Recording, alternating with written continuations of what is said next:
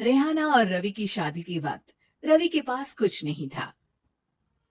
रेहाना, तुमने मुझसे शादी करके एहसान किया है। मुझसे ज्यादा तो तुम कमाती हो।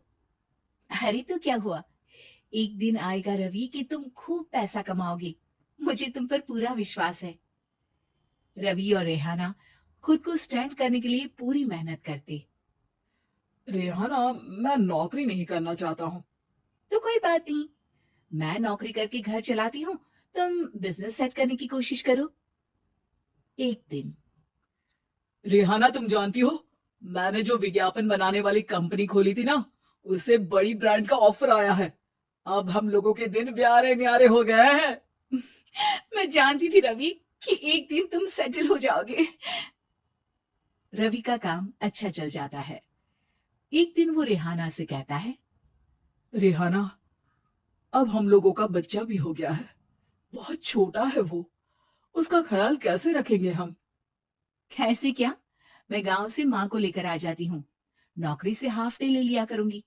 अभी तो वो छोटा है, स्कूल जाने तक मैं मैनेज कर लूंगी। देखो रेहाना, मैं अब अच्छा कमा रहा हूँ। तुमको नौकरी करके परेशान होने की कोई जरूरत नहीं है। अरे कैसी बात कर रहे हैं, मैं अपनी लगी लगाई नौकरी कैसे छोड़ दूं। और मैंने तो सुना है हम लोगों को कुछ ही महीनों में सरकारी नौकरी मिल जाएगी। सरकारी नौकरी में कितना कमा लोगी? उतने में तो मैं ड्राइवर रख लूंगा। रेहाना को रवि की बात का थोड़ा बुरा तो लगता है। कम से कम मेरी नौकरी की इतनी बेइज्जती मत करो। भूल गए, इसी नौकरी की बदौलत तुमने अपना बिजनेस खड़ा किया है। अरे वो तो मैं किसी के भरोसे भी कर लेता। देखो, अपने बच्चे को संभालो, घर का काम करो। अब बाहर जाती तुम अच्छी नहीं लगती हो। रेहाना रवि के कहने पर नौकरी तो छोड़ देती है, लेकिन अब बड़े से घर में उसकी कीमत किसी नौकर से कम नहीं होती। एक दिन रवि का दोस्त आता है। भाभी, हम लोग तो आपको तब से जानते हैं जब से आप लोग शादी होकर इस शहर में आए थे। आपकी बदौलत ही सारा बिजनेस खड़ा हुआ है। ये किस्मत तो आप ही की है भाभी। हाँ हाँ भाई, हमारी मेहनत तो कुछ है ही नहीं। अरे होगी, लेकिन भाभी की किस्मत के आगे कुछ नहीं। दोस्त वहां से चला जाता है, लेकिन रवि का गुस्सा सातवें आसमान में होता है। देखा कैसे बोल रहा था? अरे बिल्कुल अच्छा आदमी नहीं है ये। कैसी बात कर रहे हैं आप? प्रशांत भैया तो बहुत अच्छे इंसान है रवि। कैसे उन्होंने हमारे मुश्किल वक्त में हमारा साथ दिया था। अरे था पैसा तो साथ दिया, नहीं तो कौन पूछता है? रवि का व्यवहार पैसा आते ही अलग हो गया। वो बंदे को बंदा नहीं समझता। घमंड से घिरे रवि ने तो एक दिन हद ही कर दी। रेहाना, मैं अब तुम्हारे साथ नहीं रह सकता हूँ। क्या क्या बकवास कर रहे हो रवि? क्या कहना चाहते हो? और क्यों नहीं रह सकते तुम मेरे साथ? देखो, मुझे कोई और पसंद है, और उसने साथ रहने पर बस यही शर्त रखी है कि मुझे तुम्हें तलाक देना होगा। रेहाना, जो कि एक स्वावलंबी महिला थी, उसने बिना देर किए रवि को कह दिया, कोई इश्यू नहीं, मुझे पैकिंग में 4 दिन का वक्त लगेगा, लेकिन तब तक मैं तुम्हारे साथ नहीं रहूंगी। 4 दिन के लिए तुम कहीं और शिफ्ट हो जाओ, मैं घर से निकलूंगी तो बता दूंगी। रवि घर छोड़कर चला जाता है। रेहाना को दुख होता है, वो रोती है, लेकिन व्यवहार से स्ट्रांग रेहाना को पति के वापस आने का और उसे सबक सिखाने का पूरा भरोसा था। फिर एक दिन, अरे शुशिका, कब शादी करोगी तुम मुझसे? यार मैंने तो सोचा था तुम शादी से पहले मुझे विदेश लेकर जाओगी, महंगी कार दिलाओगी।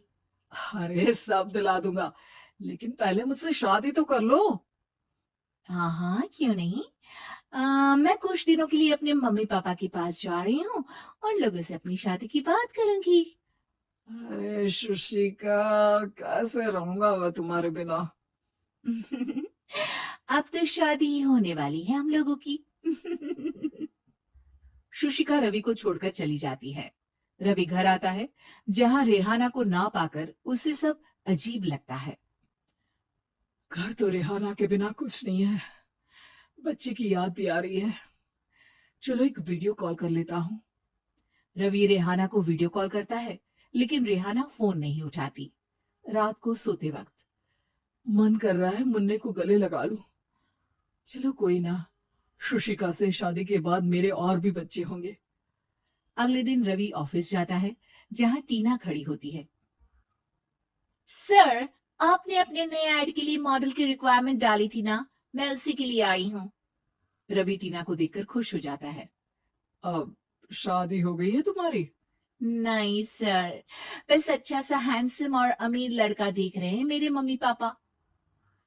रवि के दिमाग से तो टीना को देखकर शुशिका का ख्याल भी खत्म हो जाता है।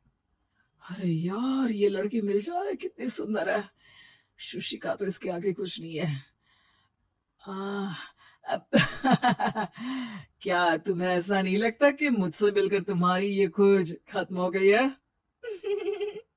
आप तो 2 बच्चों की पापा लग रहे हैं। अरे नहीं नहीं, मेरी शादी तो हुई थी, लेकिन बीवी को किसी और से प्यार था, मुझे छोड़कर चली गई। खैर, टीना की दोस्ती रवि से हो जाती है, लेकिन 1 महीने बाद शुशिका रवि के पास वापस आती है। मेरे मम्मी पापा तुमसे मिलना चाहते हैं, लेकिन उन लोगों को ये मत बताना कि तुम पहले से शादीशुदा हो, और हाँ, शादी से पहले अपनी सारी प्रॉपर्टी तुमको मेरे नाम करनी होगी। अरे पागल, अब मैं तुमसे शादी ही नहीं करना चाहता। भला ऐसी लालची औरत से कौन शादी करेगा? तभी वहां टीना आ जाती है। रवि, ये पागल सी औरत कौन है? देखो, तुमने ही कह दिया ना पागल, तो पागल ही है। पता नहीं कौन है, कह रही है शादी कर लो, लेकिन शादी से पहले अपनी सारी प्रॉपर्टी मेरे नाम कर दो। बोल तो सही रही है। वैसे तुम जानती हो, मेरी एक सहेली है, उसके पति ने उसे पैसा आते ही छोड़ दिया, जबकि उसको खड़ा करने वाली ही मेरी सहेली थी। और मुझे भी भरोसा नहीं है। अगर मैं भी तुमसे शादी करूंगी तो तभी, जब तुम मेरे नाम अपनी सारी प्रॉपर्टी कर दोगे। अरे हाँ हाँ, क्यों नहीं, बिल्कुल कर दूंगा। रवि और टीना की शादी की तारीख तय हो जाती है। वो अपनी सारी प्रॉपर्टी के कागज लेकर शादी वाली जगह पर पहुंचता है, लेकिन वहां टीना आती नहीं। रवि टीना को मैसेज करता है। कहाँ हो? सॉरी, मैं तुमसे शादी नहीं कर सकती, मुझे तुमसे भी ज्यादा पैसे वाला मिल गया। रवि को गुस्सा आ जाता है। वो गुस्से से सारा डेकोरेशन तोड़ रहा होता है कि वहां रेहाना आ जाती है। सर, क्या हो गया? क्या डेकोरेशन पसंद नहीं आई आपको? तुम यहाँ क्या कर रही हो? मैं यहाँ की डेकोरेटर हूँ। क्या आपको पसंद नहीं आई यहाँ की सजावट? रवि दौड़कर रेहाना के गले लग जाता है। मुझे माफ कर दो रेहाना। रवि रेहाना के गले लग जाता है और रेहाना टीना को थैंक्स का मैसेज करती है।